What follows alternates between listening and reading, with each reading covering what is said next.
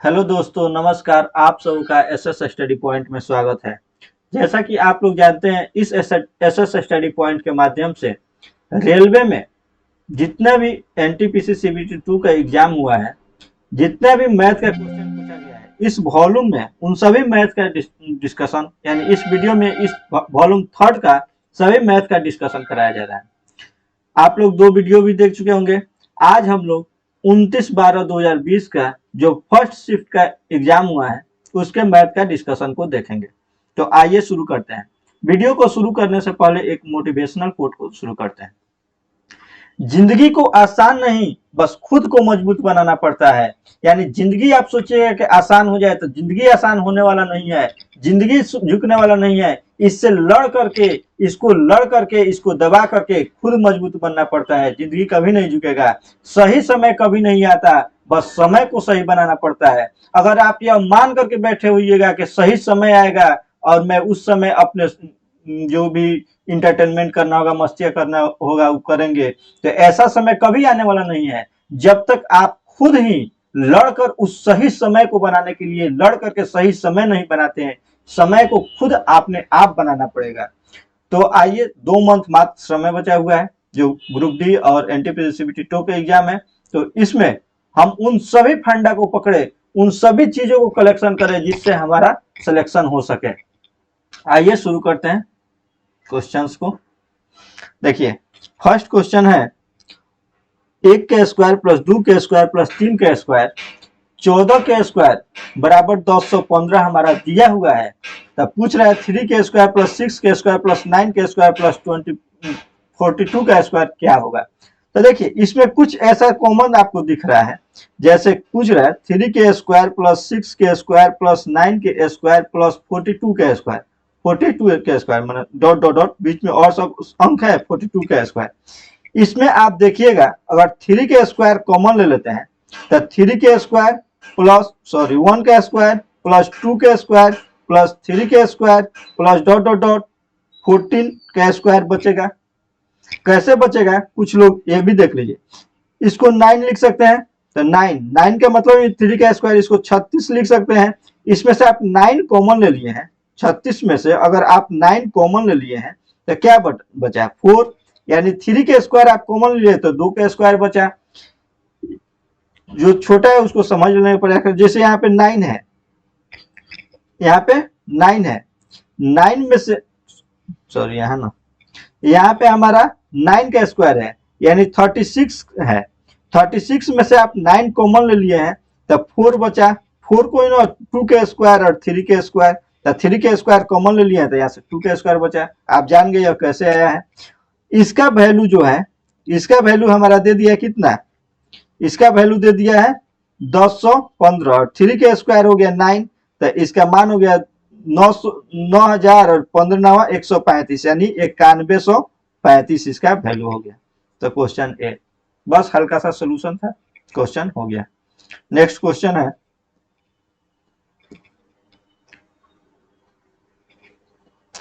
2 metre गहरा 21 metre चौड़ा एक नदी के प्रवाह की चाल 5 किलोमीटर प्रति घंटा है।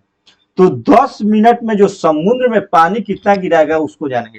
तो देखिए, इसको कैसे बनाया जाता है। मान लीजिए यह नदी है, इसका गहराई कितना है, यानी डेप्थ 3D फिगर तो बना रहे हैं। डेप्थ इसका जो अंदर की गहराई है वह गहराई है कितना, 2 मीटर। इसका जो सतह है, सतह की जो चौड़ाई है यहाँ से यहाँ तक की जो चौड़ाई है 21 मीटर है। यानी जो नदी है, अगर उसको हम 3D फिगर में देखें तो एक पाइप के समान, यानी ऊपर से नीचे ऐसे होगा। 3D फिगर में देखते हैं उस टाइप का फिगर है कि नहीं इसमें। तो देखिए, फिगर को खोजना पड़ेगा। तो 3D फिगर मानते हुए उसको पाइप मानेंगे, यानी घनाभ के आकार का हो जाएगा। घनाभ में L दे दिया है और H दे दिया है, सॉरी चौड़ाई दे दिया है और ऊंचाई दे दिया है। तो इसका लंबाई ज्ञात करना है पहले। तो लंबाई हम जानते हैं, अगर कोई पाइप है उसमें पानी जा रहा है या कोई दूरी है, टाइम एंड डिस्टेंस से इससे कुछ रिलेशन आ गया यहाँ पे। अगर कोई व्यक्ति 5 किलोमीटर प्रति घंटा के चाल से चलता है तो इसको मीटर प्रति सेकंड में बनाएंगे तो 5 गुणे 5/18 से गुणा करते हैं, आप जानते हैं। उसके बाद से आपको 10 मिनट तक तो 10 मिनट में कितना सेकंड होता है? 60 सेकंड होता है, यानी 6 हटा रहे, ये 2500/3 जो मीटर होगा ये हमारा क्या होगा? 2500/3 जो हमारा होगा ये हमारा लंबाई के बराबर हो जाएगा। तो इससे इसका आयतन निकाल सकते हैं, यानी एल हमको मालूम चल गया कितना? 2500/3। बी हमारा कितना हो गया? 21 मीटर। एच हमारा कितना हो गया? 2 मीटर। ये 21 है, 21 मीटर। अब हमको कितना पानी उसमें, कितना 1 मिनट, कितना पानी उसमें जाएगा इतना समय में निकालने के लिए घनाभ या जो एलबीएच है इसको मल्टीपल कर देंगे तो आ जाएगा। तो मल्टीपल कर दीजिए, तो मल्टीपल कर देंगे एलबीएच, यानी 2500/3 गुणे 21 गुणे 2, 3 7 21 और 7 दूनी 14, 00 14 पर 70 के 0 हाथ में 7, 14 दूनी 28 7 35, यानी 35,000 किलो लीटर जो है पानी उस नदी में गिरेगा, वही हमारा आंसर हो जाएगा। इसमें हल्का सा समझना है, जो किलोमीटर प्रति घंटा स्पीड दिया है और जो समय दिया है उसको लंबाई मान लिया जाता है। इस तरह के पाइप एंड सिस्टम में भी क्वेश्चन आएगा, पाइप एंड सिस्टम में भी क्वेश्चन आता है। नेक्स्ट क्वेश्चन है,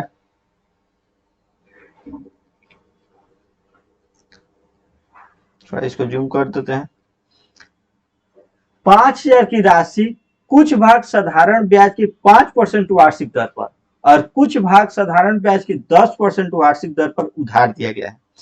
कुछ को 5% और कुछ को 10% के दर पर उधार दिया गया है। 5 वर्ष बाद ब्याज के रूप में कुल राशि 1750 रुपये प्राप्त होती है। तो 10% के दर पर उधार दी गई राशि क्या है? इसको हम लोग कई तरह से बना सकते हैं। इसको हम रेशियो मेथड से भी बना सकते हैं। तो आइए, रेशियो मेथड सबसे इजी है। मान लीजिए पार्ट 1 है और पार्ट 2 है, पार्ट 1 और पार्ट 2 है। कुछ राशि 5% के दर से और कुछ राशि 10% के दर से दिया गया है। हम जान रहे 1750 5,000 का कितना परसेंट है? तो एक ही जीरो, 1750 5,000 का कितना परसेंट है निकाल लेंगे तो 00 से 00 10 से 105 15,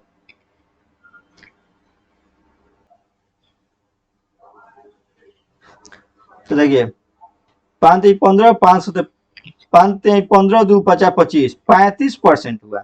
35% हमको ब्याज कितना दिन में मिल रहा था? 5 वर्ष में मिल रहा है। 35% 5 वर्ष में मिल रहा है, तो 1 वर्ष में कितना परसेंट मिलेगा?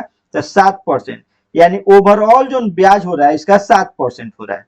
ओवरऑल ब्याज 7% हो रहा है। तो रेशियो निकालना आप सब लोग जानते होइएगा, इधर से इधर घटा दिया जाता है 3 और इधर से घटाइए 2, यानी जो उसका राशि होगा 3:2 में ही डिवाइड होगा। तो 3:2 में उसको राशि डिवाइड किया होगा, यानी प्रथम पार्ट को 3 अनुपात में दिया होगा, दूसरा पार्ट को 2 अनुपात में दिया होगा। अगर टोटल राशि यानी टोटल 5 यूनिट राशि और 5 यूनिट का मान, इसको थोड़ा छोटा कर लेते हैं। अगर 5 यूनिट का मान हमारा 5,000 दे दिया है तो 1 यूनिट का मान 1,000 हो जाएगा। 5 यूनिट का वैल्यू अगर 5,000 है तो 1 यूनिट का मान 1,000 हो जाएगा। तो 10%, दूसरा का पार्ट 10% पर कितना दिया है? तो 2 यूनिट, तो 2 यूनिट का वैल्यू 2000 यानी 2000 हो गया। आंसर हमारा सी हो गया। नेक्स्ट क्वेश्चन है,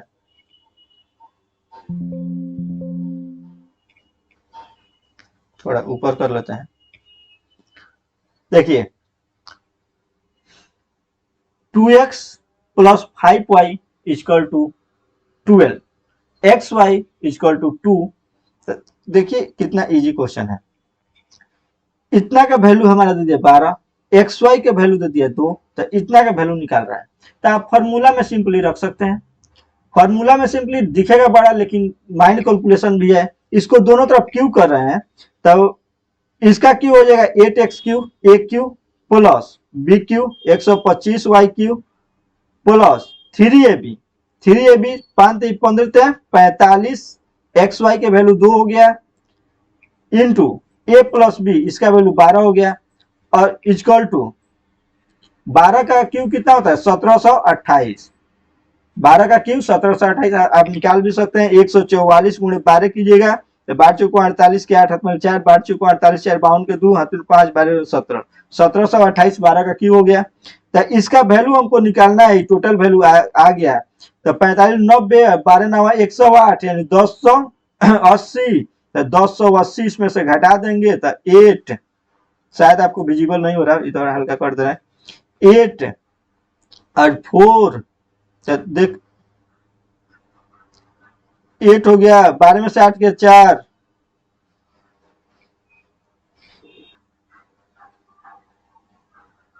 सॉरी यहाँ पे थोड़ा सा मिस्टेक हुआ है। 3 है बी, तो 3 ए का मान 2 और बी का मान 5, तो 5 दूनी 10 30 हुआ, यहाँ पर 30 हो जाएगा। तो ये हो जाएगा 30 दूनी 60 8 6 72 720 हो जाएगा।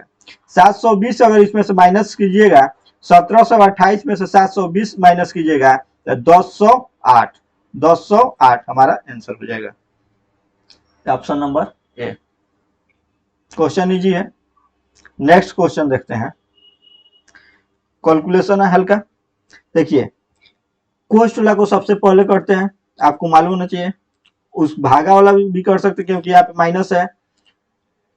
तब देखिए यहां से 9 दूनी 18 यानी 16/7 माइनस 62/5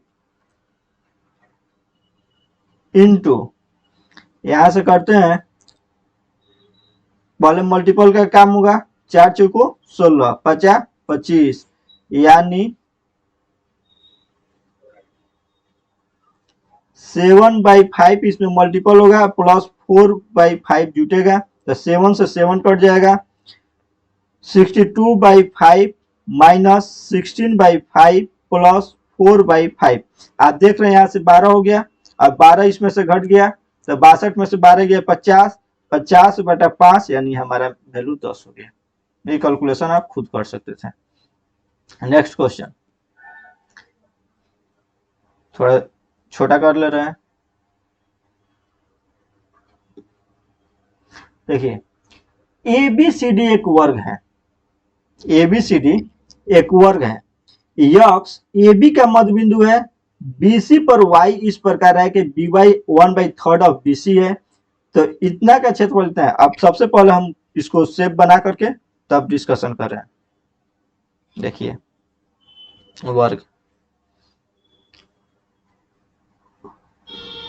ABCD एक वर्ग है, इसका नाम दे दीजिए ABCD। एक्स AB पर मध्य बिंदु है, AB पर मध्य बिंदु क्या है, X है।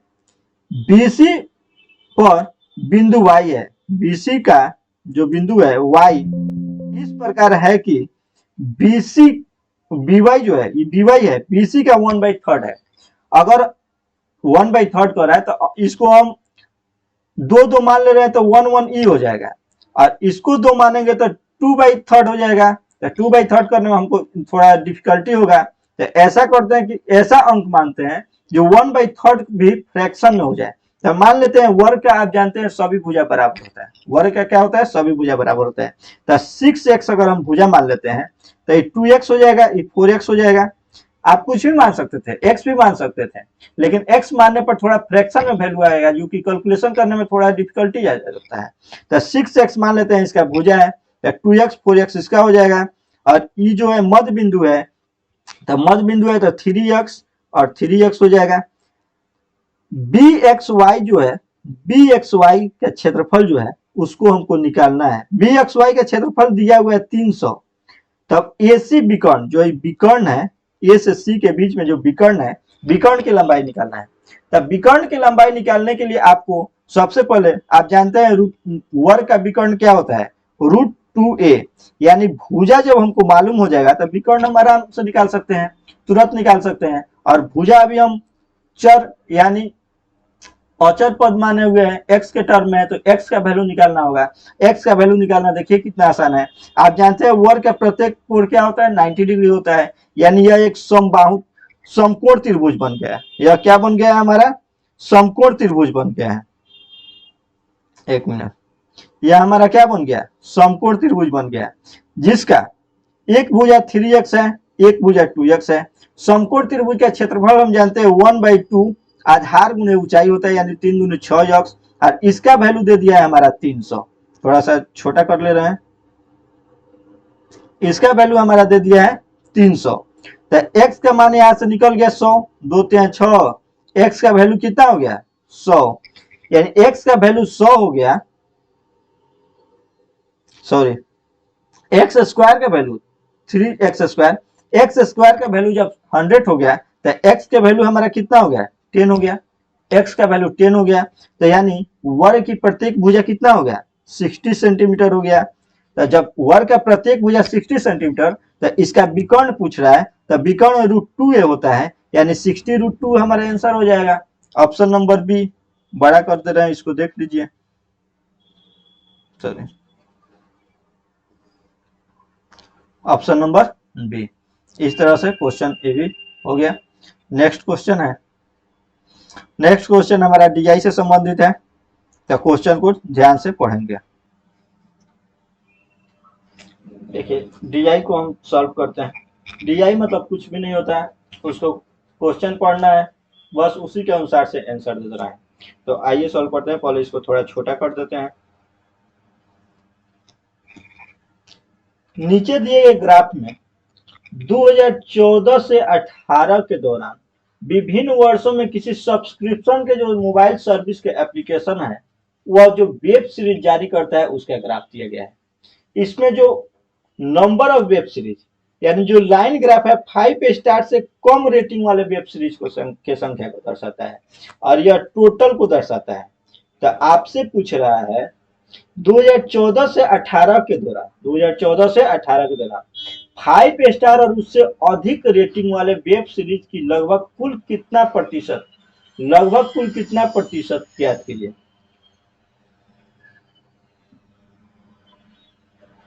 हो रहा है कि 2014 से 18 के दौरान 5 स्टार और उससे अधिक रेटिंग वाले वेब सीरीज का लगभग कुल प्रतिशत ज्ञात कीजिए। तो वेब सीरीज की संख्या टोटल निकाल करके और 5 स्टार या उससे अधिक वाला रेटिंग की संख्या से भाग दे देंगे, निकल जाएगा। तो देखिए टोटल संख्या कितना होगा, 8 2 10, 10 5 15, 20 के 0 हाथ में 2, 4 4 8, 6 14 3, 17 2 19, 190 टोटल वेब सीरीज है। 5 स्टार से कम वाला को घटा देंगे तो हमारा क्या निकल जाएगा, 5 स्टार है उससे अधिक संख्या वाला निकल जाएगा, उसका लगभग परसेंट निकाल देंगे। 9 6 15, 15 11 26, 15 11 26 और 24 50, यानी 50 ऐसा वेब सीरीज है जिसका रेटिंग 5 स्टार से कम है, यानी 140 ऐसा वेब सीरीज है, 140 ऐसा वेब सीरीज है जो या तो 5 स्टार रेटिंग लेकर बैठा है या फिर 5 स्टार से ऊपर रेटिंग लेकर बैठा है। तो 190 का कितना परसेंट है, तो 190 100, तो लगभग परसेंट निकाल देना है। तो 1419, 19 133, 7 0, 19 चौको 76, यानी 74% से थोड़ा कम। तो 73% ऑप्शन नहीं है, 74% ही ऑप्शन है, जो ऑप्शन डी में है। यहाँ पे 74 है और गलती से वहीं पे लिखा भी गया 74%। नेक्स्ट क्वेश्चन है, देखिए हाइट एंड डिस्टेंस से क्वेश्चन है। पहले क्वेश्चन को थोड़ा ऊपर कर लिया जाए। 25 मीटर ऊंची एक मीनार के शीर्ष से, हाइट एंड डिस्टेंस में जितना भी क्वेश्चन होता है वह हल्का सा एगो sine theta, cos theta, tan theta इसी फॉर्मूला पर बैठ जाता है, और फिर आपको क्वेश्चन पर पढ़ करके ठीक उसी के फॉर्म में आंसर दे देना होता है। तो देखिए 25 मीटर ऊंची एगो चट्टान है, उसका जैसे मान लीजिए चट्टान पहले बना लिए, 25 मीटर ऊंची हम चट्टान बना लिए। इसके शीर्ष से एक मीनार के शीर्ष का उन्नयन कोण और पाद के अवनमन कोण बराबर है।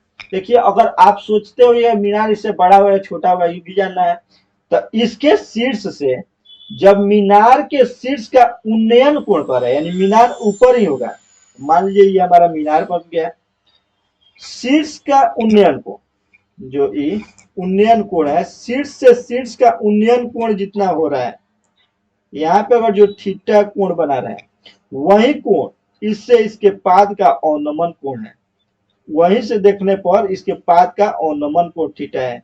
तो जब ये थीटा होता है, सॉरी अवनमन कोण ई वाला थीटा है, जब ई थीटा होता है तो ये भी थीटा होता है, क्योंकि यह एक दूसरे के समानांतर है। कोई भी दो चीज आपस में समानांतर होता है तो इधर वाला जो कोण होता है वह इस कोण के बराबर होता है। जब आप ज्योमेट्री पढ़िए तो जानिएगा। तो ये जो यह थीटा है और यह जो थीटा है, यानी जितना डिग्री ताकने पर ऊपर देखने पर, जितना डिग्री ऊपर देखने पर मीनार का शीर्ष दिखता है, उतना ही डिग्री नीचे देखने पर इसका पाद दिखता है। तो कह रहा है कि मीनार की ऊंचाई कितना है ज्ञात करना है। तो मान लेते हैं कि यहाँ से यहाँ तक तो जब बराबर है तो 25 मीटर ही होगा, और इसके ऊपर यहाँ से यहाँ तक हम मान लेते हैं h मीटर इसकी ऊंचाई है। h मान लीजिए, x मान लीजिए, जो भी मानना है मान लीजिए। तब देखिए यहां से अगर हम निकालते हैं टेन थीटा, पेन की साइज को थोड़ा पतला कर लेना, यहां से अगर निकालते हैं इस कोण में देखते हैं, अगर ए बी मीनार है, चट्टान है, सी डी उसका मीनार है, और ई एक पॉइंट है। तो ए बी सी में अगर देखते हैं, त्रिभुज ए बी सी में देखते हैं तो टेन थीटा इसको क्या होता है P बाई बी, यानी जो P इसके लिए P क्या हो गया 25, और B इसको x मान लेते हैं। जब यह x होगा तो ये भी हमारा x होगा, तो x इसको इक्वेशन 1 मान लेते हैं। थोड़ा और इसको मिनिमाइज कर ले रहे हैं ताकि विजिबल हो। नेक्स्ट देखते हैं, अगर ADE में देख रहे हैं, इसमें देख रहे हैं ADE में, त्रिभुज ADE में देख रहे हैं, तो यहां से टेन थीटा इक्वल टू क्या हो जाएगा, टेन थीटा इक्वल टू क्या हो जाएगा हमारा P यानी h बाई एक्स, इसको इक्वेशन 2 मान ले रहे हैं। हम जान रहे हैं कि जब दोनों थीटा बराबर है तो टेन थीटा का वैल्यू बराबर होगा, तब जब लेफ्ट हैंड साइड बराबर है तो राइट हैंड साइड भी बराबर होगा। यानी एक दो का जो लेफ्ट हैंड साइड है बराबर हो गया तो हमारा राइट हैंड साइड बराबर हो जाएगा, यानी 25 by X equal to h by X हो जाएगा। तो x से x कट जाएगा, h का वैल्यू 25 आ जाएगा। जब h का वैल्यू यहाँ से यहाँ तक भी 25 हो गया तो टोटल मीनार की ऊंचाई यानी C से D तक की जो दूरी है उसकी ऊंचाई पूछ रहा है, तो 25 25 50, आंसर डी। नेक्स्ट क्वेश्चन देखते हैं।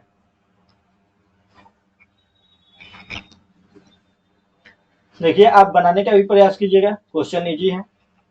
देखिए 8 मेज का जो क्रय मूल्य है 5 मेज के विक्रय मूल्य के बराबर है, तो प्रतिशत लाभ क्या कीजिए। बहुत लोग ट्रिक लगाते हैं, ट्रिक की क्या जरूरत है, जैसा लिखा है वैसे लिख ना दीजिए, क्वेश्चन खुद ही बन जाएगा। तो 8 मेज का जो सीपी है कितना के बराबर है, 5 मेज के सेलिंग प्राइस के बराबर है। तो सीपी इक्वल टू एसपी लिख दिए। तो अब यहां से हम सीपी और एसपी का रेशियो निकाल सकते हैं। तो सीपी बाई एसपी कितना हो गया 8:5, यानी 5:8।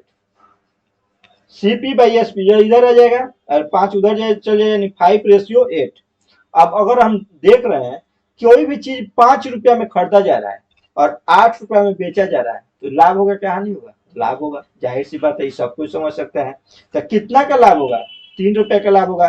कितना पर, तो कोई भी परसेंटेज निकालने के लिए क्रय मूल्य पर परसेंटेज निकाला जाता था। क्रय मूल्य हमारा कितना है 5/100, तो इसका परसेंटेज निकाले तो 5 20 से 100 20 60%, 60% हमारा आंसर हो गया। नेक्स्ट क्वेश्चन, इसको ऊपर कर ले रहे हैं। दो संख्याओं का लघुत्तम समापवर्तक और महत्तम समापवर्तक का योग और अंतर क्रमशः इतना इतना है। एक संख्या 72 है तो दूसरी संख्या ज्ञात कीजिए।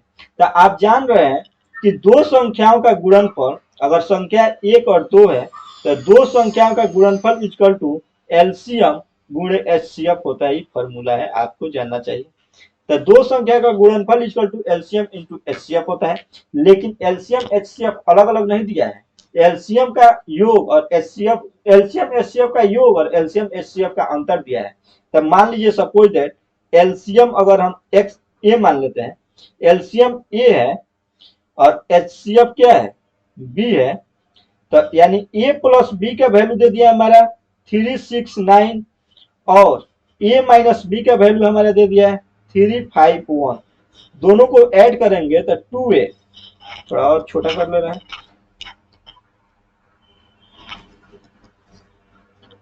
जो 2a का वैल्यू होगा, 2a का वैल्यू होगा कितना हो जाएगा, दोनों को जोड़ देंगे 0 6 5 11 12 के 2 3 4 720 यानी 360, ये 360 हो जाएगा। जब ये 360 हो जाएगा तो बी हमारा 9 हो जाएगा। यानी ये क्या माने है, एलसीएम माने है। एलसीएम हमारा हो गया 360 और एचसीएफ हमारा हो गया 9। एलसीएम एचसीएफ निकल गया। दो संख्या में एक संख्या 72 है, 72 गुणे second number equal to 360 into 9। तो इसको काट सकते हैं 9 8 और 4 दुनिया 8, 4 9 36, 2 45, यानी सेकेंड नंबर हमारा हो गया 45। आराम से बना सकते हैं। नेक्स्ट क्वेश्चन,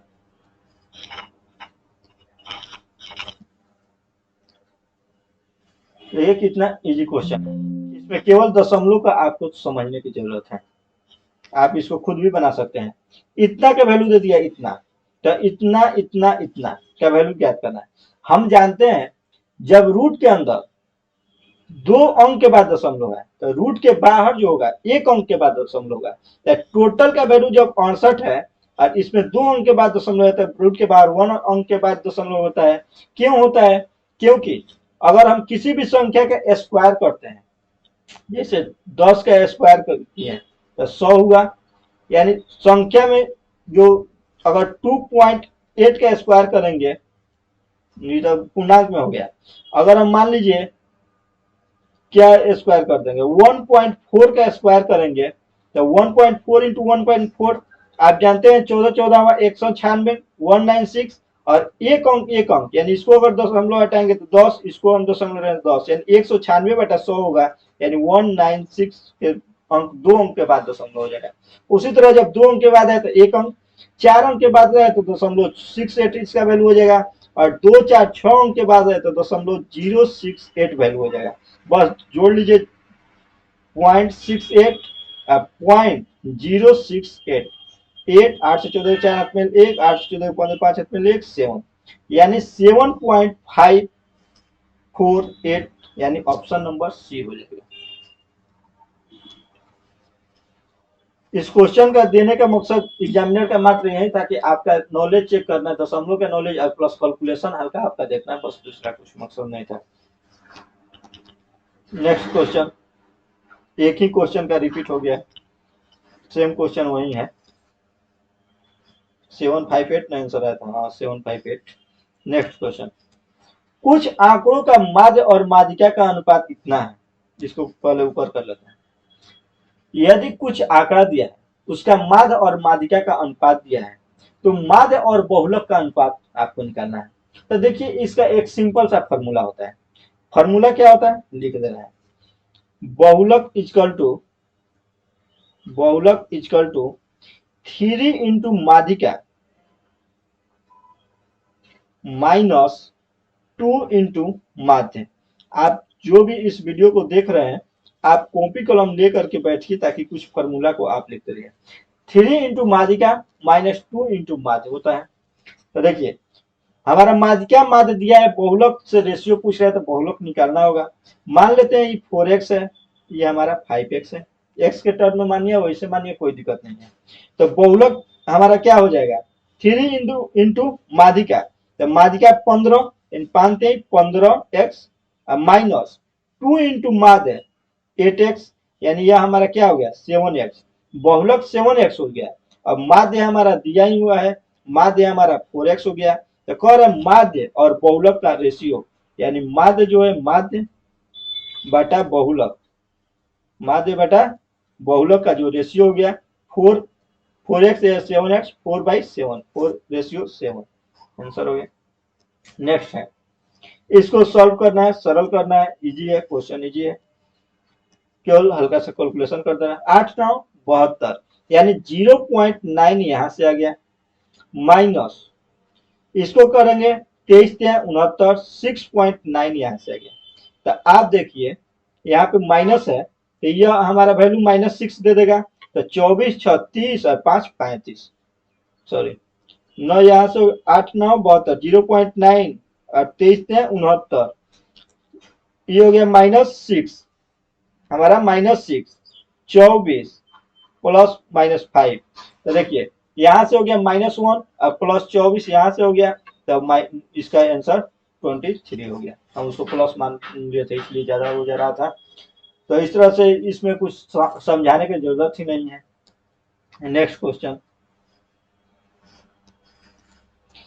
3 अंकों की बड़ी से बड़ी संख्या और 4 अंकों की छोटी से छोटी संख्या का योग ज्ञात कीजिए जिसका महत्तम समवर्तक 24 है। 3 अंक की बड़ी से बड़ी संख्या और 4 अंक की छोटी से छोटी संख्या का योग ज्ञात करना है जिसका महत्तम समवर्तक 24 है। तो इसको बनाने के लिए देखिए इस क्वेश्चन में कुछ दम नहीं है, इसको हम ऑप्शन देख करके भी बना सकते हैं। कहें कि कोई भी संख्या जो होता है उस संख्या जो होता है वो हमेशा अपने HCF के गुणक यानी मल्टीपल के रूप में रहता है। यानी जब यह संख्या है टोटल तो यह निश्चित रूप से 24 में आपको क्या क्या दिख रहा है, 3 और 8 दिख रहा है। तो यह जो संख्या होगा 3 से भी डिविजिबल होगा और 8 से भी डिविजिबल होगा। इस तरह से हम करके देख सकते हैं। तो देखिए 3 से डिविजिबिलिटी का रूल होता है वह सभी संख्याओं का योग 3 से कट जाए। तो अगर हम इसको चेक करते हैं 9 9 9, यह एक संख्या है जो 3 से कभी नहीं कटेगा। यह 9 9 और 7 आएगा, ये भी कभी नहीं कटेगा, यानी 2 ऑप्शन हम छांट दिए। थर्ड है 9 9 9, कट जाएगा, ये भी 3 से कट जाएगा। अब 8 से चेक कर लेते हैं। 8 का डिविजिबिलिटी रूल कहता है कि अंतिम 3 संख्या 8 से विभाज्य होना चाहिए। तो देखिए ये जो है 8 कम में 8, 1 9 8 दूनी 16, 3 और 30, ये भी 8 से नहीं होगा, यानी हमारा आंसर 1992 हो जाएगा। ये तक ऑप्शन से चेक करने का फॉर्मूला हो गया। इसको आप जब मेरा एलसीएम एचसीएफ का वीडियो देखिए तो क्लियर कर दीजिएगा। नेक्स्ट हम मेथड से आते हैं। 3 अंकों की बड़ी से बड़ी संख्या, तो आप जानते हैं 3 अंक की बड़ी से बड़ी संख्या क्या होता है, 9 9 9 999। और 4 अंकों की छोटी से छोटी संख्या 1.30, यानी हमारा इन दोनों अंकों का योग कितना हो गया, योग हो गया 1997। 1997 के आसपास वह संख्या ज्ञात करना है आपको जो 24 से विभाज्य हो, जिसका HCF 24 हो, यानी 24 से पूरा पूरा कट जाए। तो 24 से अगर भाग दे देते हैं तो देखिए 25 वट है 200 होता है, यानी 8 इसमें 25, 8 से कट जाए, 8 से 32 के 2 हाथ में 3, 8 16 3 19, 192। यहाँ से 7 7 24 तय 72, 72, यानी 5 जो है हमारा 24 तय 72, कुछ गलती हो रहा है, हाँ 9 नो यहाँ पे है 9 9, 24 तय 72, हमारा शेषफल क्या निकला 7।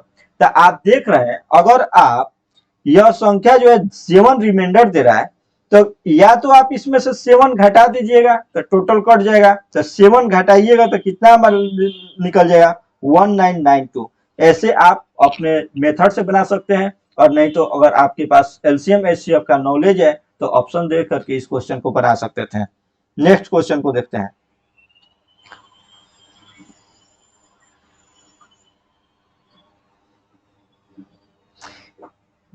एक परीक्षा में 55% विद्यार्थी जो है अंग्रेजी में उत्तीर्ण हुए, 35% अभ्यर्थी गणित में उत्तीर्ण हुए और 20% अभ्यर्थी दोनों विषय में उत्तीर्ण हुए। देखिए इस कंडीशन में क्या होता है, 2 को जब अलग अलग सब्जेक्ट दिया होता है या 3 को अलग अलग सब्जेक्ट दिया होता है तो जो उत्तीर्ण हुए, जितना उत्तीर्ण हुए सब कुछ ऐड किया जाता है, और जो मतलब कि दोनों विषय में अनुत्तीर्ण हुए इस ऐड करके इसमें से घटा दिया जाता है।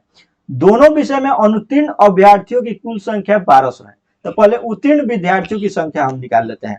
तो इंग्लिश में देखिए, इसका इंग्लिश में कितना उत्तीर्ण हुए 55%, मैथ में कितना हुए 35%, तो 55 35 को जोड़ लेंगे तो 90%। बोथ वाला को हमेशा घटाया जाता है, तो बोथ वाला कितना हुए 20%, घटाया जाता है तो 70%। जब बोथ हमारा 70% हो गया, यह क्या हुआ पास, तो फेल हमारा कितना हुआ 30%। किसी भी कोई भी चीज 100% होता है, तो पास हमारा कितना हो गया 30%। 30% के वैल्यू हमारा दे दिया है 1200। तो कह रहा है कि अभ्यर्थियों की कुल संख्या यानी 100% के वैल्यू, तो भाई 30 इंटू 100, तो 3 चौको 12, यानी 4000 जो है हमारा कुल अभ्यर्थियों की संख्या हो जाएगा। नेक्स्ट है, क्वेश्चन को ऊपर ले लेते हैं।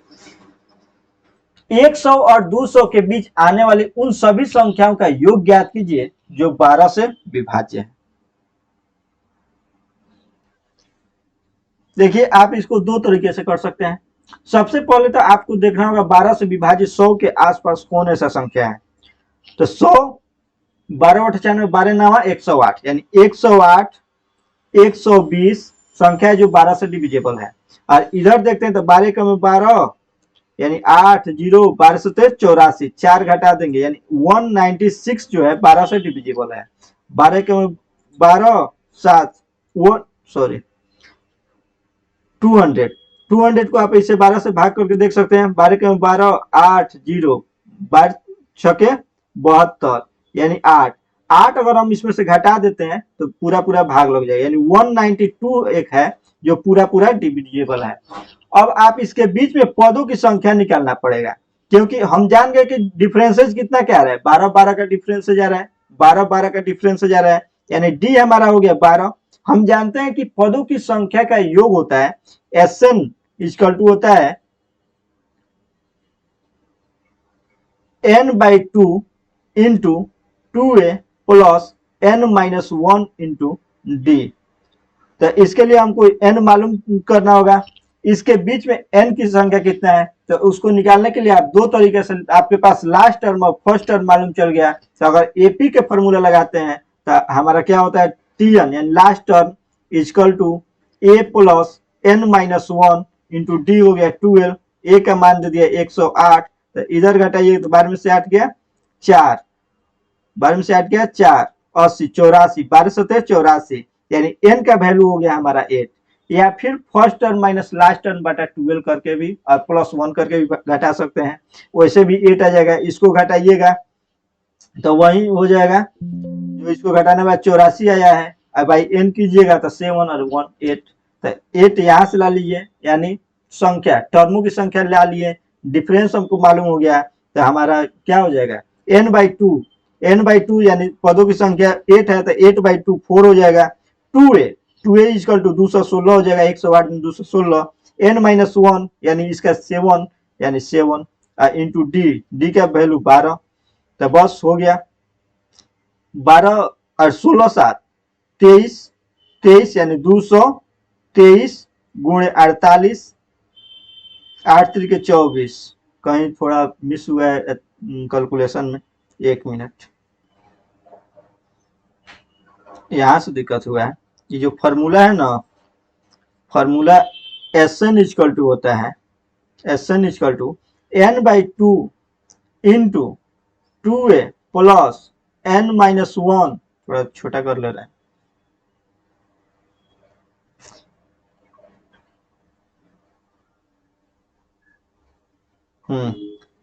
n-1 इंटू डी, यहाँ पे डी होता है, हम सॉरी इसमें मल्टीपल कर दे रहे थे। तो n/2 का वैल्यू हो गया 4, 2a 108 216, n-1 यानी 8 में से 1 गया 7 और डी हमारा 12 से 84, तो इसमें जोड़ देंगे तो 84 और 16 300 और 300 को 1200, हमारा आंसर हो गया 1200। नेक्स्ट है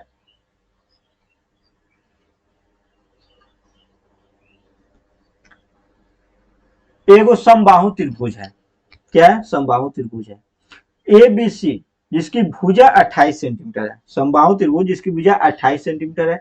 एक अन्य समबाहु त्रिभुज है PQR की भुजा की माप ज्ञात करना है जिसका क्षेत्रफल त्रिभुज ABC के क्षेत्रफल का 16 गुना है।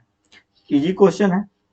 देखिए दो गो त्रिभुज है, क्या है सॉरी फिगर ले लेते हैं, दो गो त्रिभुज है, इसको बड़ा कर लेते हैं।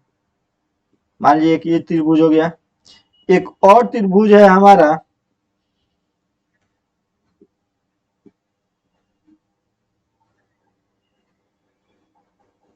दो गो त्रिभुज हो गया, दोनों त्रिभुज को नाम दे देते हैं ABC, दूसरा है PQR। दो त्रिभुज है ABC PQR, जो ABC की भुजा है 28 सेंटीमीटर है। अन्य समबाहु त्रिभुज PQR की भुजा की माप ज्ञात करना है जिसका क्षेत्रफल त्रिभुज ABC के क्षेत्रफल का 16 गुना है। तो अगर हम इसका क्षेत्रफल निकाल लेते हैं तो समबाहु त्रिभुज का क्षेत्रफल √3/4 गुणे भुजा स्क्वायर होता है, भुजा स्क्वायर यानी 28 गुणे 28, तो इसका क्षेत्रफल क्या हो जाएगा √3/4 गुणे भुजा स्क्वायर यानी ए स्क्वायर इक्वल टू √3/4 गुणे 28 गुणे 28 और गुणे 16 हो जाएगा। इसका भुजा अगर ए है तो √3/4 गुणे भुजा स्क्वायर इक्वल टू √3/4 गुणे भुजा स्क्वायर इसका क्षेत्रफल और इसका क्षेत्रफल का 16 गुना है, यानी 16 से हम मल्टीपल कर दिए। तो देखिए √3/4 से √3/4 कैंसिल हो गया। 28 को हम 2 को 28 है, ए स्क्वायर का वैल्यू इतना है तो ए का वैल्यू 2 को 28 है तो ए को लिखेंगे, 16 ए को है तो इसको 4 लिखेंगे। तो 28 चौको 8 चौको 32 के 0 हाथ में 3 8 4 दूनी 8 3 11 यानी 112 सेंटीमीटर इसका हो जाएगा। देख करके आप इसी समझ गए। इसका जो क्षेत्रफल है ए बी सी का और जो पी क्यू आर का क्षेत्रफल है उसका 16 गुना है, इसलिए इसमें 16 से गुणा कर दिया गया है, बस कुछ नहीं दिक्कत है। तो देखिए इसको आप ऑप्शन से ही बना सकते थे। आप जानते हैं √3/4 कट जाएगा, भुजा स्क्वायर 28 होगा तो उसमें से 28 निकलेगा और जब 16 गुना है तो उसका मात्र 4 गुना उसके क्षेत्रफल में इफेक्ट पड़ेगा। तो 28 गुना 4 करके 112 यानी 112 आपको इससे भी देख करके आंसर लगा सकते थे।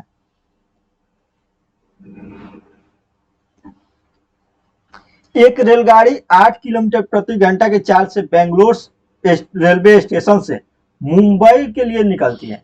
1 घंटा बाद एक अन्य रेलगाड़ी 100 किलोमीटर प्रति घंटा की चाल से बेंगलोर रेलवे स्टेशन से मुंबई के लिए चलती है।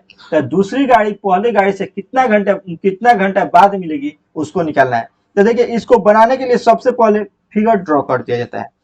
मुंबई बेंगलोर बना दीजिए, Mumbai B for Bangalore M for Mumbai, आराम से बनाइए, उसको केवल लिख दीजिए, आंसर आ जाएगा। 8 किलोमीटर प्रति घंटा की चाल से बेंगलोर रेलवे स्टेशन से मुंबई के लिए निकलती है, यानी इसका स्पीड क्या है 8 किलोमीटर प्रति घंटा।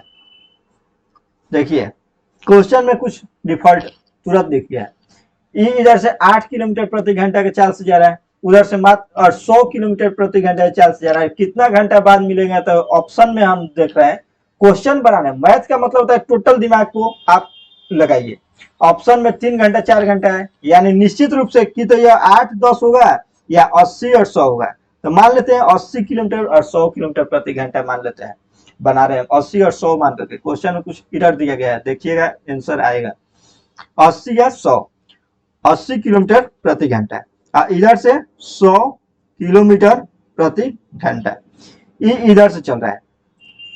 1 घंटा बाद अन्य रेलगाड़ी 100 किलोमीटर प्रति घंटा से रफ्तार से मुंबई से चलती है। मुंबई के माने क्या कर रहा है 100 किलोमीटर प्रति घंटा चाल से बेंगलोर रेलवे स्टेशन से मुंबई के लिए चलती है। बेंगलोर मुंबई दोनों एक ही तरफ से जा रहा है। और दूसरा जो रेलगाड़ी है वह मुंबई इधर है, लेकिन ये भी बेंगलोर से ही चलता है 100 किलोमीटर प्रति घंटा चाल से। बेंगलोर से ये भी चलता है, इसके लिए मुंबई के लिए। दोनों ट्रेन एक ही डायरेक्शन में जा रहा है, दोनों किधर जा रहे हैं एक ही डायरेक्शन में जा रहा है। तो देखिए दूसरी रेलगाड़ी पहली रेलगाड़ी से कितने घंटे बाद मिलेगी। तो 1 घंटा में जो ई वाला रेलगाड़ी है कितना दूरी तय किया होगा, तो 80 किलोमीटर दूरी तय कर लिया होगा। अब जो है यह रेलगाड़ी है इससे यह कितना 80 किलोमीटर क्या ले लिया है, बढ़त ले लिया है। तो रिलेटिव स्पीड जो होता है एक ही दिशा में जाता है तो स्पीड घटता है, यानी डिस्टेंस में कितना का डिफरेंस आ गया 80 का। हमको टाइम निकालना है, समय बराबर होता है दूरी बटा 4, दूरी में इतना क्या अंतर आ गया। और लेकिन वो भी चल रहा है ये भी चल रहा है, अगर दो को चीज रिलेटिवली चल रहा है तो एक ही डायरेक्शन में चल रहा है, कोई तेज चल रहा है कोई धीरा चल रहा है, तो उस कंडीशन में क्या होता है चाल घट जाता है। तो चाल घट जाएगा तो 100 से 80 यानी 20 किलोमीटर प्रति घंटा स्पीड में जो है कि डिफरेंस आ गया। तो यह कितना समय बाद मिलेगा, यानी 4 आवर। 4 आवर हमारा आंसर हो जाएगा, बस यही 4 आवर। वहीं 8 और 100 लेते तो बहुत ज्यादा का डिफरेंस आ जाता है, तो बहुत ज्यादा डिफरेंस आ जाता है, फिर भी ऑप्शन में नहीं है। हो सकता है क्वेश्चन दे सकता था, लेकिन उस हिसाब से ऑप्शन भी तो दिखना चाहिए, इसलिए हम पकड़ लिए तुरंत।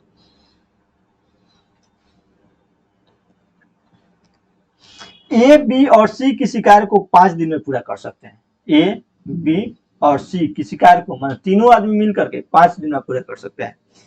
बी सी डी उस कार्य को 10 दिन में पूरा कर सकते हैं।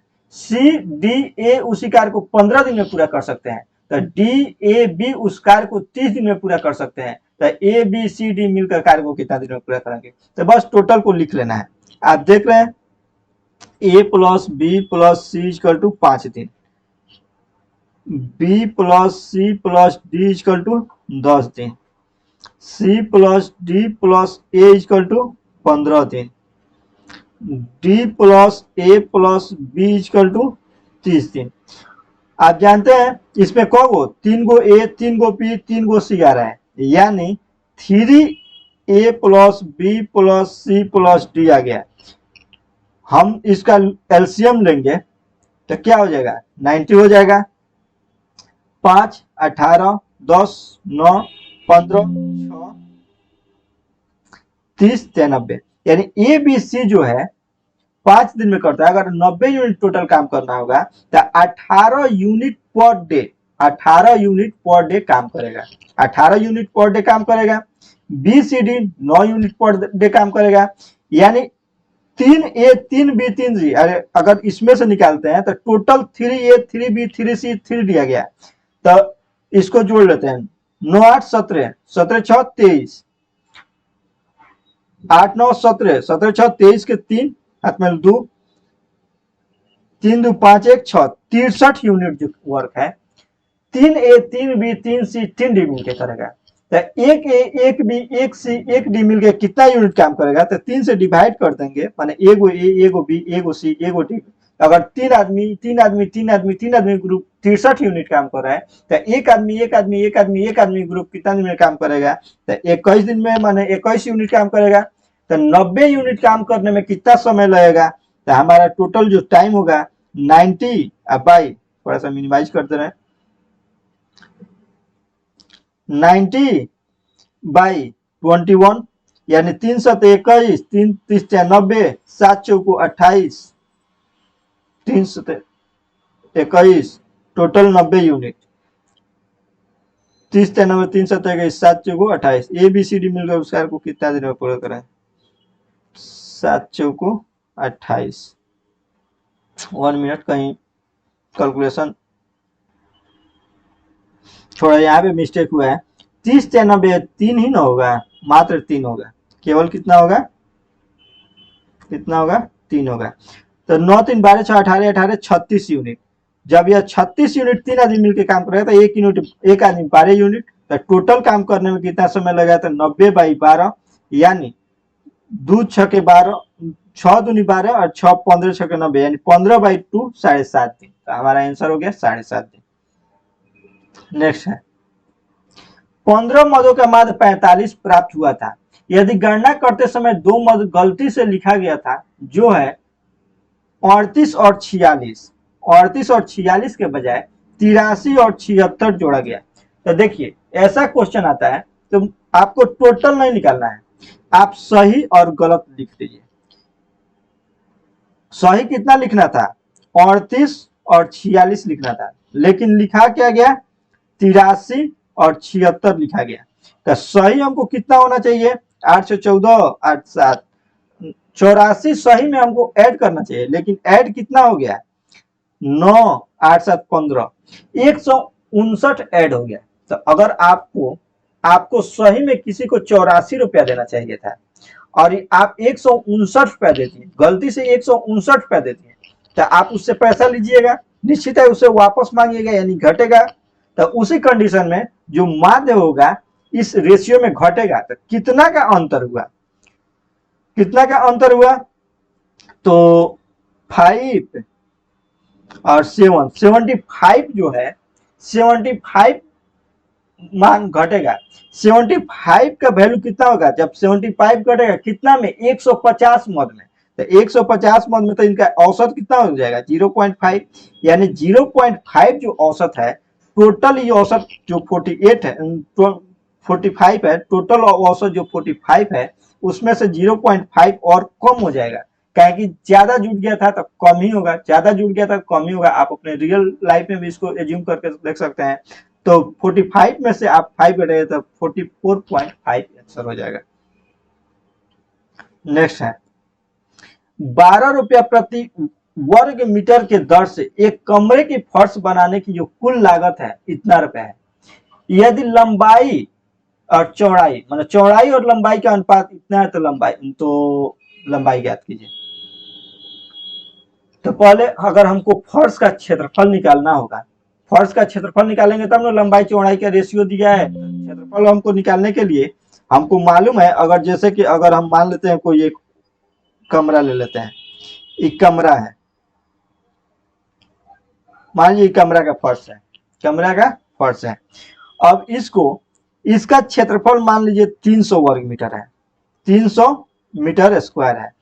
अगर इसको प्रत्येक वर्ग मीटर में जो पेंटिंग किया जा रहा है, चाहे टाइल्स लगाया जा रहा है, उसका एक वर्ग मीटर का अगर खर्च 3 रुपया है, तो टोटल टाइल्स लगाने में खर्च में क्या होता है, मल्टीपल हो जाता है, यानी 900 रुपया हमको लग जाएगा। लेकिन वहीं अगर हम देखें कि अगर टोटल 900 रुपया खर्च आ रहा है, एक वर्ग मीटर का खर्च हमारा 3 रुपया है, तो डिवाइड कर दे रहा है, तो क्षेत्रफल नहीं आ जा रहा है, क्षेत्रफल आ जा रहा है। उसी तरह से ये खर्च है, ये प्रति वर्ग मीटर खर्च है, तो उसको अगर हम डिवाइड कर देते हैं तो हमारा क्षेत्रफल आ जाएगा। तो डिवाइड कर दीजिए 3675 बाई 12.5, तो इसको 0 5 से काटिए, 5 से ये 5 25, अब 5 से 35, 1 5 15, बचा 25, 25 चौको 100, 7,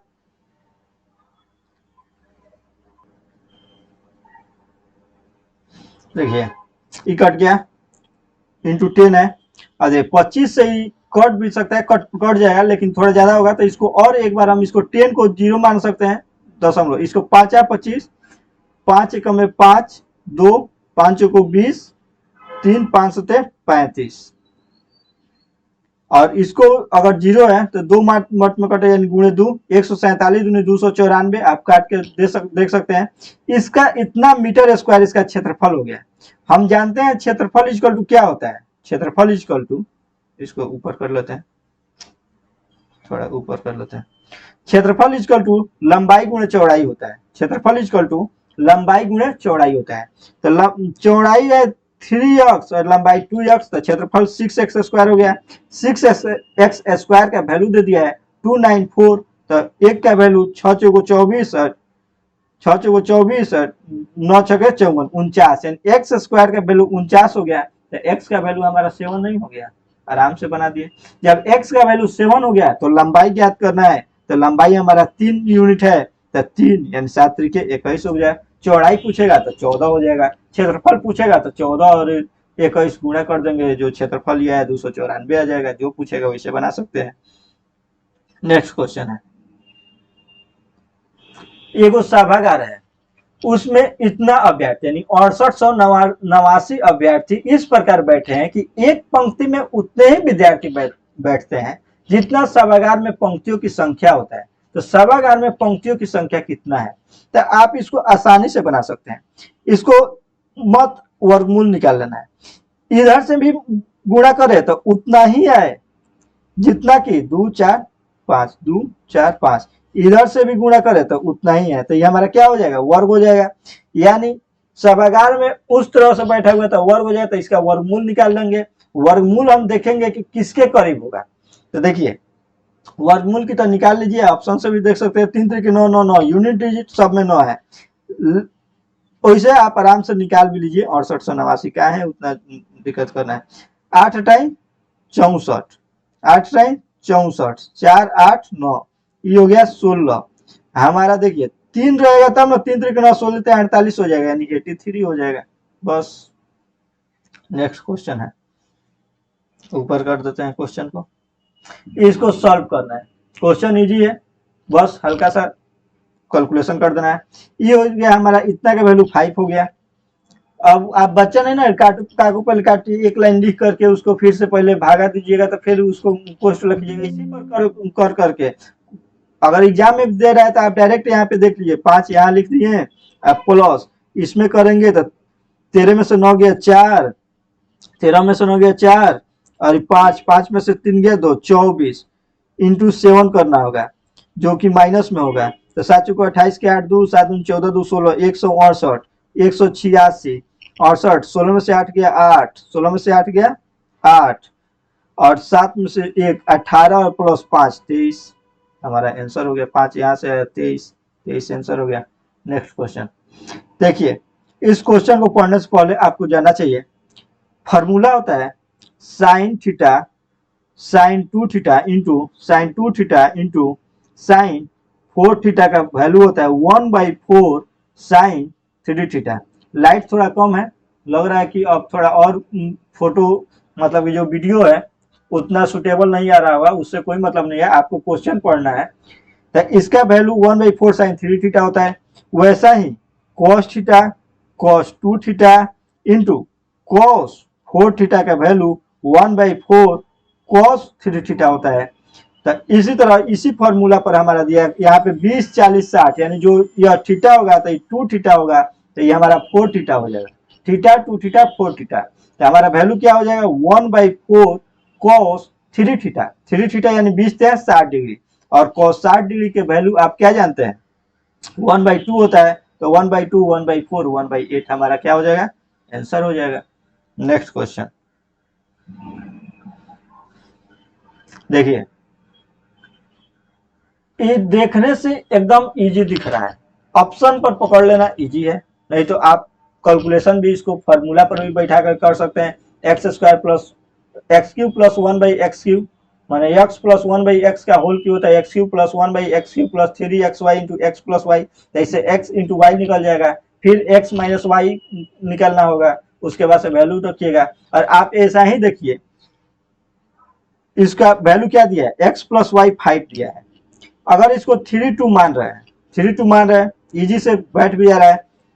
3 3 27 प्लस 8 27 8 35, 35 ए भी है 5 ए भी है, तो बस 3 2 ले लेना है। अब आप ये 2 3 अगर ले लेते हैं तो 3 3 27 प्लस 8 35 ये भी हो जाएगा, तो हमारा वैल्यू सेम ही रहेगा। क्यों? क्योंकि x और y दोनों का वैल्यू पावर 4 ही है, तो ए का मान 3 रख लीजिए और ए का वैल्यू पावर 4 रख लीजिए। ए का वैल्यू 3 और ए का वैल्यू 2, तो 3 का पावर 4, 3 3 9 9 81 हो जाएगा, और 2 के पावर 4 हो जाएगा हमारा 16 हो जाएगा, तो 16 81 97 97 हमारा आंसर हो जाएगा। नेक्स्ट क्वेश्चन है, दो गो स्थान के बीच में, दो गो स्थान है उसके बीच में जो रेल है बस है और हवाई है, उसका किराया का अनुपात हमारा दिया है 5 8 12। किराया का अनुपात कितना दिया 5 8 12, और यात्रा करने वाले यात्रियों की संख्या का अनुपात 3 4 और 5 है। संख्या का अनुपात 3 4 5 है। तो यात्रा हेतु परिवहन में इन साधनों में एक दिन में एकत्रित किराया इतना रुपए, अगर एक दिन में इतना रुपए किराया एकत्रित होता है, तो हवाई यात्रियों से एकत्र किए गए किराया की संख्या माने किराया ज्ञात कीजिए। तो देखिए, सपोज दैट आपका जो किराया है, बस का किराया पर टिकट 5 रुपया है, 3 आदमी जाएंगे, यात्रियों की संख्या अगर 3 आदमी है तो 5 1 15, यानी जो किराया है उससे जो संख्या है यात्रियों की संख्या है मल्टीपल करते हैं। उसी तरह इसको लिख रहे हैं हम, जैसे किराया का रेशियो, किराया ऊपर रेल बस एयर लिख दे रहे हैं, किराया के रेशियो 5 8 12 है। यात्री का अनुपात क्या हो जाएगा, यात्री का अनुपात हो जाएगा 3 4 5। तो राजस्व क्या होता है, राजस्व किराया पर आदमी कितना है और कितना आदमी जा रहा है उसी से ना होगा, तो इसका 15 हो जाएगा। सपोज दैट आप अभी बतेबे कि किसी ट्रेन का किराया 100 रुपया है, 5 आदमी का टिकट कटाने जाइएगा तो 500 न दीजिएगा, तो इससे 15 हो जाएगा, इससे 32 हो जाएगा, इससे 60 हो जाएगा। टोटल राजस्व कितना हो रहा है इतना, यानी टोटल इसको अगर ऐड करेंगे, इसको थोड़ा मिनिमाइज कर ले रहे हैं, अगर टोटल इसको ऐड कर रहे हैं तो 60 32 5 2 7 और 6 3 9 1 10 1 11 117 यूनिट के बाद, सॉरी 5 2 7 6 3 9 1 10 107 यूनिट के वैल्यू दे दिया है। 107 पर 000 107 पर 000, तो एक यूनिट के मान कितना हो जाएगा 1000। तो बस पूछ रहे हैं हवाई यात्रियों से एकत्रित किराया का कुल किराया ज्ञात करें, माने हवाई यात्री से जितना किराया है उस किराया को ज्ञात करना है। देखिए, हवाई यात्री से कितना किराया मिला, तो हवाई यात्रियों की संख्या कितना है, किराया राजस्व कितना है, 60 है, तो यानी 60,000 रुपया हमारा आंसर हो जाएगा।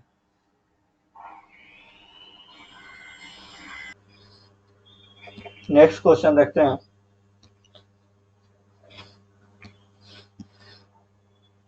राणा और रणबीर के बीच में एगो चुनाव हुआ, चुनाव में दो आदमी खड़ा हुआ, राणा और रणबीर।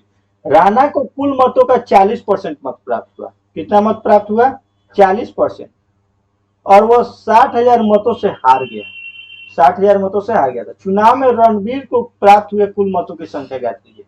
देखिए, ए और बी दो आदमी उठा हुआ है चुनाव में, एक को 40% मत प्राप्त हुआ, कोई भी मत वैध नहीं है, मतलब कि अवैध मत नहीं है, तो बी को 60% प्राप्त हुआ क्योंकि दोनों दो ही आदमी उठा हुआ है। और आप जानते हैं जो हार और जीत होता है क्या होता है, अंतर से होता है। हार और जीत क्या होता है, अंतर से होता है।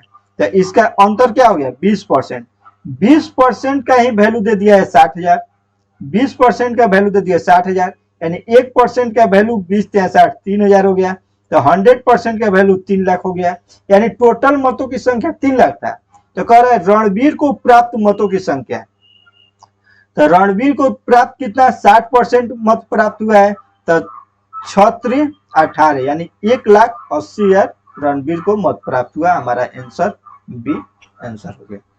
नेक्स्ट क्वेश्चन देखिए, डीआई है, डीआई केवल पढ़ लेना है, समझ लेना है, उसको बना लेना है। वीडियो भी लंबा होता जा रहा है लेकिन इसको भी सॉल्व कर ही दे रहे हैं, 1 घंटा से ऊपर का वीडियो होने जा रहा है।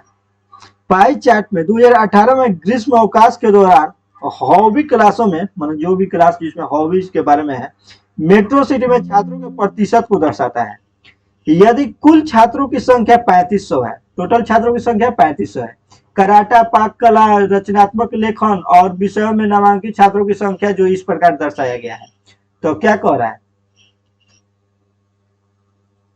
तो कह रहा है कि कराटा में, पाक कला में और रचनात्मक लेखन में, ये तीनों में कितना छात्र है, यानी कराटा, पाक कला और रचनात्मक लेखन। कराटा हमारा कौन से डिनोट कर रहा है, डेल्टा से, यानी डेल्टा देखिए इसमें क्या है 8%, ये 8 जोड़ देना है। कुछ लड़के क्या करेंगे, 3500 का 8% निकालेंगे। फिर जो सेकंड का कर है पाक कला यानी है चोला 25%, तो 3500 का 25% निकालेंगे। लेकिन जब ये कॉन्स्टेंट है 3500 का ही परसेंटेज सब चीज है, तो इसमें हमको अलग अलग निकालने की जरूरत नहीं है, तीनों को एक साथ ऐड करके उसका 3500 का परसेंट निकाल देंगे, आंसर आ जाएगा। और फिर नेक्स्ट कह रहा है रचनात्मक लेखन यानी डॉट हमारा क्या है 14%, तो कितना हो गया 5 और 9 8 17, 5 और 9 8 17, 7 हाथ में लेख 3 1 4, 47%। तो 3500 का 47% कितना है, तो 35 × 47, 7 × 35 के 5 हाथ में 3, वैसे 5 15 1 16, देखिए 5 15 5, 7 35 5 3 7 21 3 24, 5 20 के 0 2 4 3 12 2 14, तो 5 4 क्या होगा 5 20 के 0, 7 35 के 5 हाथ में 7 के 21 3 24, 5 20 के 0 हाथ में 2 4 3 12 2 14, 0 4 6 1 1645 बी में है। 1645 हम बी वाला ऑप्शन नहीं देख रहे थे, इसीलिए हमको मल्टीपल में थोड़ा लगाया कि सस्पिशन होने लगा है। तो देखिए नेक्स्ट क्वेश्चन,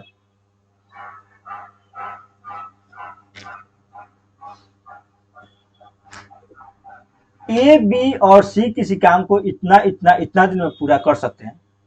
तीनों मिलकर कार्य शुरू करते हैं, परंतु ए कार्य समाप्त होने से 11 दिन पहले, बी कार्य समाप्त होने से 8 दिन पहले कार्य छोड़ देता है, तो पूरा कार्य को पूर्ण होने में कितना दिन लगेंगे। आइए देखते हैं क्वेश्चन को। देखिए इस टाइप के क्वेश्चन कल भी आया था, आज भी देख रहे हैं। ए बी सी, बस जैसे कह रहा है क्वेश्चन वैसे लिख दीजिए। 80 दिन में 8 80 60 और 40 का एलसीएम 240 होगा। 6 चौको 24, 4 6 24, 6 यूनिट पर डे करेगा, या 4 यूनिट पर डे करेगा, या 3 यूनिट पर डे करेगा। ए कार्य को समाप्त होने से 11 दिन पहले और बी कार्य समाप्त होने से 8 दिन पहले कार्य छोड़ देता है। तो कार्य कितना दिन चला होगा। तो जब कार्य समाप्त होने के ये कितना दिन पहले छोड़ रहा है, 11 दिन पहले छोड़ रहा है, यानी 11 यूनिट काम ही कम किया होगा, या फिर एक्स मान के बना सकते हैं। टोटल काम अगर एक्स दिन चला होगा तो सी एक्स दिन तक काम किया होगा, लेकिन बी जो है 8 दिन पहले एक्स माइनस 8 दिन पहले काम छोड़ दिया होगा, और सी एक्स माइनस 11 दिन पहले काम छोड़ दिया होगा। जब एक दिन में 6 यूनिट काम कर रहा है तो एक्स माइनस 11 दिन में कितना यूनिट काम करेगा, तो 6x माइनस 66 प्लस बी जो है एक दिन में 4 यूनिट काम कर रहा है, कलम का कलर चेंज करके बता रहे हैं, बी एक दिन में 4 यूनिट काम कर रहा है तो एक्स माइनस 8 दिन में कितना काम करेगा, तो 4x माइनस 8 32, और सी टोटल 3x काम किया। टोटल काम कितना है 240 यूनिट है, तो इससे हमारा x का मान निकल जाएगा। तो कार्य पूर्ण होने में कितना दिन लगा, यानी इससे केवल x का मान निकाल देना है। तो 6 4 10 3 13x, ये हमारा कितना हो जाएगा 98, 98 इधर जुड़ जाएगा, इक्वल टू 8 9 4 13 के 3 1 3 338, यानी 13 दूनी 26 26 13 दूनी 26 7 13 छके 78, यानी 26 दिन हमारा आंसर हो जाएगा।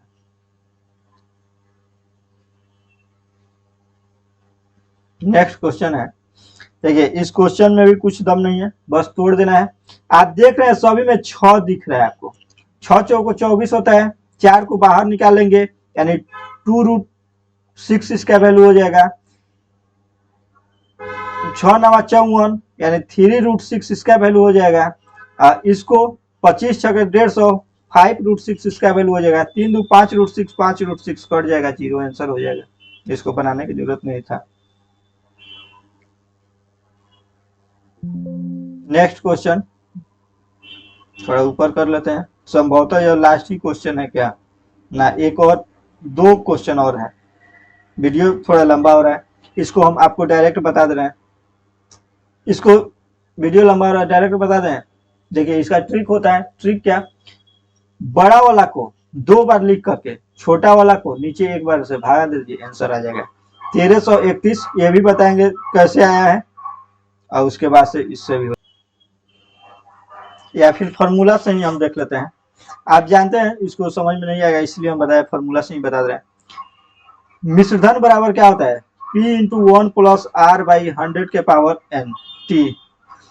मिश्रधन एगो 1331 जीरो है, p हमको नहीं मालूम है, 1 प्लस r बाई 100, यह 1331 3 वर्ष का है, और फिर 121 double zero equal to p into 1 plus r by 100 के पावर 2 है।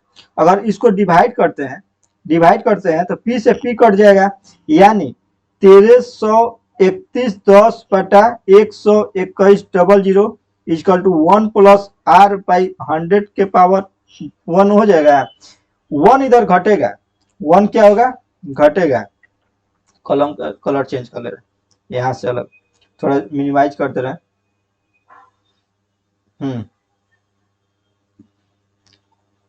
1 इधर आकर के घटेगा, तो इसको यानी 1331 10 बटा 121 double zero minus 1 equal to क्या होगा r बाई 100। वीडियो लंबा हो रहा है इसलिए हम थोड़ा तेजी कर रहे हैं, इसको घटाएंगे तो 0 1 2 1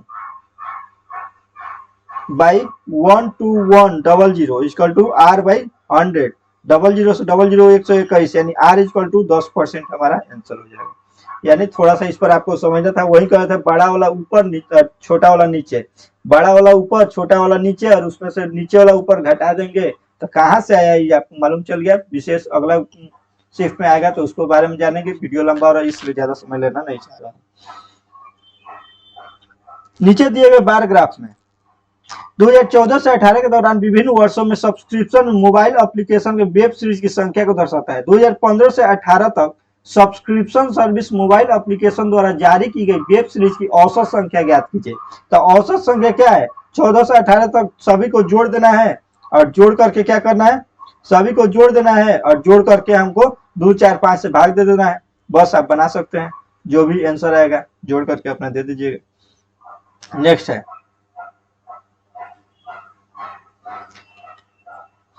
निम्नलिखित 5 विभिन्न सामान के क्रय मूल्य को दर्शाता है जिन्हें दो अलग अलग दुकानदार एक्स और वाई द्वारा विभिन्न मूल्यों पर बेचा गया है। ज्ञात कीजिए कि किस दुकानदार ने कुल मिलाकर ज्यादा लाभ कमाया और उसका लाभ प्रतिशत कितना था। लाभ प्रतिशत लगभग कितना था। तो देखिए कौन दुकानदार सबसे ज्यादा लाभ कमाया है उसको मालूम करना है। तो जो एक्स है मूल्य दिया है, एक्स का विक्रय मूल्य यानी इसका क्रय मूल्य 173 रुपए है। कोई वस्तु ए है उसका क्रय मूल्य 173 रुपए है। एक्स बेच रहा है 180 रुपए में और वाई बेच रहा है 175 रुपए में। कौन ज्यादा लाभ कमाया है उसको कंपेरिजन कर लेना है। उसी तरफ इससे लाभ यानी एक तरफ एक्स का लाभ एक तरफ वाई का लाभ लिख लीजिएगा। एक्स का लाभ इसमें 7 रुपया हुआ और वाई का लाभ इसमें कितना हुआ 2 रुपया हुआ। इसी तरह इसमें एक्स का लाभ कितना हुआ 1 रुपया हुआ और वाई का लाभ 6 रुपया हुआ। इसमें एक्स का लाभ 10 रुपया हुआ, वाई का लाभ 7 रुपया हुआ। एक्स का लाभ 9 रुपया हुआ, वाई का लाभ 19 रुपया हुआ। एक्स का लाभ 23 रुपया हुआ और वाई का लाभ 27 8 35 8 रुपया हुआ। अब इसमें जोड़ करके देख लीजिए कौन ज्यादा लाभ कमाया और ज्यादा लाभ कमाया तो कितना कमाया वही हमारा आंसर हो जाएगा। तो इसको कर करके देखें, आप खुद ही कर सकते हैं। तो आप खुद ही कर लीजिए, करने से फायदा नहीं है। वीडियो 1 घंटा 10 मिनट से ऊपर का हो रहा है, ज्यादा लंबा वीडियो हो जाता है तो आप लोग को देखने में थोड़ा लगेगा कि 1 घंटा 10 मिनट का वीडियो एक क्लास के लिए देखें, और ज्यादा डीपली भी जा रहे हैं तो और ज्यादा लंबा हो रहा है, और छोटा छोटा 10 20 क्वेश्चन का वीडियो दे रहे हैं फिर भी उतना सटीक नहीं लग रहा है। तो इसी के साथ मैं अपने इस लेक्चर को समाप्त कर रहा हूँ। आपको यह वीडियो कैसा लगा कमेंट सेक्शन में जरूर बताइएगा कि इतना लंबा वीडियो ठीक है या फिर और छोटा छोटा क्लिप बना करके दिया जाए। इसी के साथ जय हिंद।